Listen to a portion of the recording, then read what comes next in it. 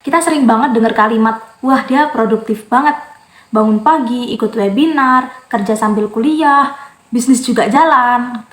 Tapi kalau malam tiba, hati itu kayak kosong gitu.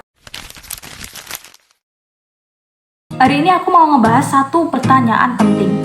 Sebenarnya produktif itu apa sih? Dan kenapa banyak orang yang produktif secara sosial, tapi capek secara personal?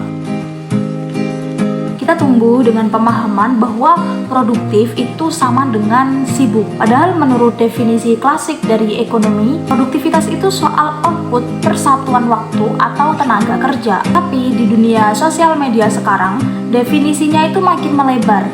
Produktif itu adalah ketika kita terlihat ngapa-ngapain. Ada kerjaannya, ada hasilnya, ada pencapaiannya, ada kontennya. Di titik ini, produktivitas itu jadi performatif. Kita nggak cuma kerja, tapi kita harus bikin kerjaan kita kelihatan. Produktif sosial itu produktif versi dunia luar. Yang dihitung itu seberapa banyak kita ngasih lihat hasil, kayak posting konten tiap hari, aktif organisasi, punya side hustle. Tapi kadang kita lupa nanya, aku ngelakuin ini sebenarnya buat siapa sih?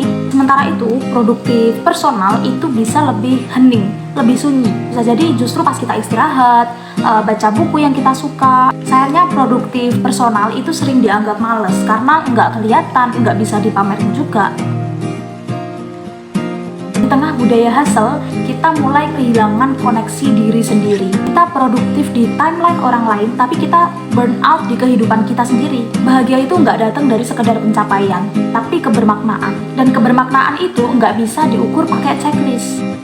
Jadi produktif itu apa sih?